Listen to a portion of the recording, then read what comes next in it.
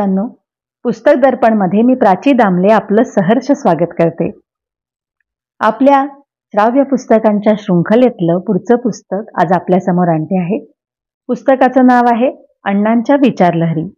ना वर्टीकर अर्थात अण्णा वर्टीकर या श्री गोंदवलेकर महाराजांच्या थोर अर्थात नामसाधकाचे विचार तरंग या पुस्तकाच्या रूपाने त्यांनी ग्रथित केलेले आहेत.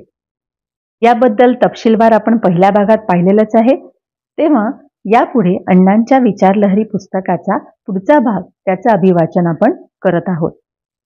श्री महाराजांशी काहीतरी नातं जोडावं. मी काही साधक मित्रांबरोबर बसलो होतो तेव्हा मला एक विचार आला. मला त्याची मजा वाटली आणि आश्चर्यही वाटलं. मी त्यांना म्हटलं, काय गंमत आहे पहा, आपण कुठेही असलो तरी आपल्याला आपली पत्नी, मुलं बाळं, आई वडील वगैरेंचं स्मरण असतं. त्यासाठी काही निराळा जप करावा लागत नाही. आपण त्यांना कधीच विसरत नाही. तर आपल्याला श्री महाराजांचं स्मरण असंच का असू नये? आपण इतका जप करतो, पूजा करतो, पण श्री महाराजांचं स्मरण सहजपणे राहत नाही. खरंच आश्चर्याची गोष्ट आहे ना? असं का व्हावं? कारण आम्ही श्री महाराजांना आपलं म्हटलंच नाही. आपलं म्हटलं तर प्रेम येईल, स्मरण राहील आणि आपलं म्हणण्यासाठी आपण त्यांच्याशी नातं जोडलं पाहिजे. नातं जोडल्याबरोबर कसं प्रेम होतं याचं एक छान उदाहरण आहे. एखाद्या मुलीला नवऱ्या मुलांनी पसंत केल्याबरोबर ज्याची पूर्ण ओळख देखील नव्हती त्याच्याविषयीच नव्हे तर त्याच्या कुटुंबाविषयी तिला एकंदर आपुलकी वाटते, प्रेम वाटतं. म्हणून प्रेम येण्यासाठी काहीतरी नातं लागतं. आपणास श्री महाराजांविषयी प्रेम येण्यासाठी काहीतरी नातं जोडावं. त्यांना आपली आई समजावं, आपला स्वामी समजावं, काहीतरी समजावं आणि साधना करावी. तुम्हाला काय वाटतं? इथे मला श्री महाराजांची एक गोष्ट आठवते, ती लिहावीशी वाटते. श्री महाराजांकडे एक गृहस्थ बरेचदा येत होते. श्री महाराजही एकदा दोनदा त्यांच्या घरी गेले होते. एक दिवस श्री महाराजांनी त्यांना विचारलं, तुमच्या घरी कोण कोण असतं ते मला सांगा. त्या गृहस्थांना श्रींच्या या प्रश्नाचं आश्चर्य वाटलं. ते म्हणाले, तुम्हाला सर्व माहीत आहे तर तुम्ही मला असं का विचारता? महाराज म्हणाले, हरकत नाही, तरी पण सांगा तर खरं. तेव्हा ते म्हणाले, आई वडील आहेत, बायको आहे, 2 मुलगे 1 मुलगी आहे. श्री म्हणाले, एवढेच? आणखीन कोणी नाही का? तेव्हा भक्त पुढे म्हणाले, घरात एक बाई कामाला ठेवलेली असते, ती आहे. श्री म्हणाले, आणखीन कोणी? भक्त म्हणाले, असं म्हटलं तर एक कुत्रा देखील आहे आणि कोणी नाही. तेव्हा श्री महाराज हसून म्हणाले, अरे मग दररोज तू ज्याची पूजा करतोस तो मी कुठे आहे? तो गृहस्थ ओशाळला. आमची भक्ती अशी वरवरची असते, म्हणून भक्ती करताना श्री महाराजांशी काहीतरी नातं जोडावं. नातं जोडलं ना की आपुलकी वाटते आणि मग प्रेम आणि स्मरण पण राहील, नाही का? श्रीराम. बोलविता धनी वेगळाची. परमपूज्य तीर्थरूप तात्यासाहेब केतकर पेटीवर बसून प्रवचन करत किंवा बोलत तेव्हा श्री महाराजच त्यांच्या मुखाने बोलत हे सर्वांना माहीत आहेच आणि त्याबद्दल कोणाला कधीही संशय वाटत नव्हता. या संदर्भात झालेली एक गोष्ट फार छान आहे. श्री महाराज गोंदवल्यास असताना तिथे मथुताई नावाची एक 7-8 वर्षांची लहान मुलगी होती. तिने श्री महाराजांना मला नाम द्या म्हणून सांगितलं. तेव्हा श्री महाराज म्हणाले, बाळा तू अजून लहान आहेस, तू मोठी झालीस की मी तुला नाम देईन. नंतर श्रींनी देह ठेवला. ती मुलगीही मोठी झाली, सासू झाली, आजी झाली, तिचंही वय झालं. एक दिवस तात्यासाहेब पेटी घेऊन मंडलेश्वरला गेले होते. तिथे त्या बाई आल्या होत्या. श्रींचं प्रवचन संपलं आणि त्यांनी हाक मारली, मथुताई इकडे या. त्या बाईंना आश्चर्य वाटलं. इतक्या वर्षानंतर आपल्याला माहेरच्या नावाने कोण हाक मारतंय? तिने पाहिलं तर वाणीरूप श्री महाराज तिला बोलवत होते. ती जवळ आली तेव्हा श्री म्हणाले, तुला नाम द्यायचं राहिलं होतं ना, ते मी तुला आत्ता देतो. त्या बाई आनंदाने भारून गेल्या. तेव्हा श्री महाराजच तात्यासाहेबांच्या मुखाने बोलत होते यात शंकाच नाही. ते सर्व खरोखरच अद्भुत होतं. श्री महाराज तात्यासाहेबांच्या मुखाने बोलत होतं हे मोठं गूढ होतं हे खरंच, पण अशीच गोष्ट आपण नेहमी पाहतो आणि ते आपल्या लक्षात येत नाही याचं आश्चर्य वाटतं. आता बघा, सिनेमात पडद्यावर नायिका गाणं म्हणताना दिसते, पण गाणं खरं तर पार्श्वगायिका म्हणजे कदाचित लता मंगेशकर किंवा आशा भोसले वगैरे म्हणत असते. तसंच इथे श्री महाराज पण तात्यासाहेबांच्या मुखाने बोलतात हे आश्चर्य का वाटावं? पहिली विज्ञानाची किमया आहे तर दुसरी अध्यात्माची किमया असू शकेल, नाही का? बोलविता धनी श्री महाराजच. श्रीराम. कुठल्याही घटनेत सुख किंवा दुःख नसतं. एकाच घटनेपासून एकाला सुख होतं तर दुसऱ्याला दुःख होतं. इतकंच नव्हे तर एखाद्या घटनेतून आपल्याला परिस्थितीनुसार सुख किंवा दुःख होतं. म्हणजे सुख आणि दुःख घटनेत नाही, ते आपण आपल्या मनातच निर्माण करत असतो. या संदर्भात माझ्याच जीवनात घडलेली एक मजेशीर गोष्ट मला आठवते. आमच्या सरकारी नोकरीत एकदा सुधारित पगार धोरण झालं आणि त्याचं सरकारकडून तसं पत्र आलं. मला जवळजवळ 25,000 रुपये मिळाले होते. काही न करता इतके पैसे मिळतात याचा मला आनंद होणार, तसाच तो मला झाला. मग मी माझ्या सहाध्यायी मित्रांना काय मिळालं याची चौकशी केली. तेव्हा कळलं की कोणाला 30,000 तर कोणाला 40,000 मिळाले. त्या दिवशी मला अर्ध्या तासापूर्वी झालेला आनंद लगेच नाहीसा झाला. मग विचार आला, अरे तो आनंद कुठे होता? अर्ध्या तासापूर्वी ज्याला तू आनंद म्हणत होतास तिथेच आता दुःख झालं ना. खरं म्हणजे त्या घटनेत आनंदही नव्हता आणि दुःखही नव्हतं. तूच त्याला आनंद म्हटलंस आणि तूच त्याला दुःख म्हटलंस. असं जर असेल तर आपण सगळ्यालाच आनंद का मानू नये? म्हणजे नेहमीच आनंद मिळेल. श्री महाराज म्हणाले, सुख-दुःख हे वस्तूत नसून आपल्या मनस्थितीवर अवलंबून आहे. ते किती खरं आहे ना. श्रीराम. व्यसन आणि नाम. काही साधकांना कसलं तरी व्यसन असतं. कुणाला सुपारीचं, कुणाला पान तंबाखूचं किंवा नुसत्या तंबाखूचं, कुणाला सिगरेटचं तर कुणाला दारूचंही व्यसन असतं. ते व्यसन वाईट हे त्यांना कळतं, पण ते नाम घेत असतील तर ते अधिकच त्रासदायक होतं. व्यसन सोडावं असं त्यांना स्वतःलाच वाटतं, पण ते इतकं सोपं नाही हे ज्याला व्यसन आहे ना त्यालाच कळेल. प्रश्न असा पडतो की नामाचा आणि व्यसनाचा काही संबंध आहे का?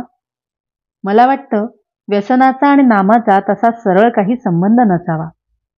श्रीमान ब्रह्मानंद महाराज आणि श्री अंबुराव महाराज, श्री भाऊसाहेब उमरगीकर हे संत तंबाखू खात असत, पण त्यांच्या नामात काही अडचण आली असं दिसत नाही. व्यसनाने संसारातच अधिकच कटकट येते. त्याचा अर्थ व्यसन करावंच असा कोणी करू नये बरं का. व्यसन नसलं तर उत्तमच, पण व्यसन असलं तरी नामस्मरण करायला कसलीच हरकत नाही. मी तर असं म्हणतो की व्यसन असेल तर ज्या दृष्टिकोनाने व्यसन करतो त्याच दृष्टिकोनाने नाम घ्यावं. फायदा झाल्याशिवाय राहणार नाही. व्यसनाचा नामस्मरण करण्यात वाढवण्यात उपयोग करावा. तुम्ही म्हणाल तो कसा? तर व्यसनाच्या 2 वेळेमध्ये मध्यंतरात काही ठराविक नाम घेईन असा निश्चय करावा आणि तो कसोशीने पाळावा. इतका जप झाल्याशिवाय व्यसन नाही आणि मग हळूहळू ही जपसंख्या वाढवावी. याने नामस्मरण वाढेल आणि व्यसनाच्या मधली वेळ पण वाढत जाईल. कदाचित महाराजांची कृपा झाली तर व्यसनातून मुक्ती सुद्धा होईल. व्यसनाची नामाशी अशी सांगड घालावी. मला वाटतं की हा प्रयोग करून पाहण्यासारखा आहे. तुम्हाला पटतो का हा? श्रीराम. जीवनात पेईंग गेस्ट सारखं राहावं. काही दिवसांपूर्वी माझी पत्नी निवर्तली आणि मी एकटा झालो. आमच्या घरात आम्ही दोघंच राहत होतो. मला 2 मुलं आणि 2 मुली. ती निरनिराळ्या ठिकाणी आपापल्या संसारात आनंदात राहत आहेत. ती सर्व चांगली आहेत आणि आता मी त्यांच्याकडे येऊन राहावं असा प्रत्येकाचा प्रेमळ आग्रह आहे. माझं वय झालं आहे आणि प्रकृतीही बरी नसते. त्यामुळे आता मला एकटं राहणं शक्य नाही आणि कुणाकडे तरी जाऊन राहणं आवश्यक वाटू लागलं. माझ्या सध्याच्या परिस्थितीत कुणाकडेही जाऊन राहिलं तर त्या मंडळींना माझा थोडाफार त्रास होणार, तो होऊ नये असं मला वाटतं. मग काय करावं? तेव्हा मी ठरवलं, कुणाकडेही कायम न राहता सगळ्या मुलांकडे आळीपाळीने राहावं, म्हणजे कुणालाही माझा बोजा वाटणार नाही. मला ही कल्पना आवडली. मग प्रश्न पडला, त्यांच्याकडे राहावं, पण कसं राहावं? त्यांना माझ्यापासून कमीत कमी त्रास व्हायला हवा आणि मलाही शांततेने राहून नाम घेता यावं असं व्हायला हवं. आणि विचार आला की आता कुणाकडेही पेईंग गेस्ट सारखं राहावं. म्हणजे कसं? पेईंग गेस्ट कसा राहतो? घरातल्या कुठल्याही व्यवहारात किंवा सुखदुःखात तो फारसा गुरफटलेला नसतो. घरातले फोन, टीव्ही वगैरेला फारसा हात लावत नाही. त्या घरात जेवणा खाण्याच्या ज्या पद्धती असतील त्याविषयी कुरकुर करत नाही. म्हणजे तो त्या घरात फक्त साक्षीत्वाने राहतो. आपल्या खर्चाचा बोजा त्यांच्यावर पडू नये म्हणून दर महिन्याला एक चेक त्यांना देतो. असंच राहावं असं मला वाटतं. मी प्रथम माझ्या एका मुलीकडे असा राहिलो आणि हा प्रयोग यशस्वी झाल्याचं दिसून आलं. घरात कुणालाही माझा त्रास वाटला नाही आणि मलाही पाहिजे ती शांतता मिळाली. आता मी आमच्या दुसऱ्या मुलाकडे राहत आहे. नंतर विचार आला, अरे मी असाच पेइंग गेस्ट म्हणून सुरुवातीपासून राहिलो असतो तर किती सुखी झालो असतो. प्रपंचात साक्षीत्वाने राहावं असं श्री महाराज जे म्हणतात ते असं असावं. मला वाटलं की माझा पेइंग गेस्टचा विचार नवीन आहे, परंतु श्री महाराजांनी तो अगोदरच सांगितला आहे. श्री महाराज म्हणतात, आपण आपल्या घरात पाहुण्यासारखं राहावं. श्री महाराज सर्वच सांगून गेले. श्रीराम. नामाने काय होतं? जीवनात घडणाऱ्या गोष्टी घडतच असतात, त्यात नामाने काही फरक पडत नाही. मग नामाने काय होतं? नाम gives strength to face the life. नाम जीवनात घडणाऱ्या गोष्टींना तोंड देण्याची शक्ती देते. श्री रामदर्शन होतं म्हणजे काय होत असलं पाहिजे? तर 13 कोटी जप केल्यानंतर श्री रामदर्शन होतं असं म्हणतात. या विचारानंतर आलेला हा विचार. 13 कोटी जप झाल्यावर श्रीराम दर्शन होतं असं सगळे संत सांगतात. आता म्हणजे नेमकी काय होत असलं पाहिजे? आपल्या घरात श्रीरामाची जी फ्रेम आहे ते श्रीरामाचं चित्र आहे, तो श्रीरामाचा फोटो नाही. श्री महाराजांची फ्रेम आहे, त्यात श्री महाराजांचा फोटो आहे. श्रीरामाचं खरं स्वरूप काय आहे हे कोणालाच माहीत नाही. मग श्रीरामाचं दर्शन म्हणजे घरातल्या फ्रेम मधलं रामाचं दर्शन नसतं, ते दुसरंच काहीतरी असलं पाहिजे खास. मी माझे फक्त विचार लिहित आहे. मलाही रामदर्शन झालं असेल असं मला वाटत नाही. समजा माझ्याकडे आफ्रिकेचा एक मनुष्य आला. त्याला माझ्या पत्नीने एक लाडू खायला दिला. त्याला तो आवडला, पण त्याला लाडू हे नाव सांगितलं नाही, तर तो गृहस्थ त्याच्या घरी जाऊन त्याच्या बायकोला काय सांगेल? मी लाडू खाल्ला म्हणून सांगेल का?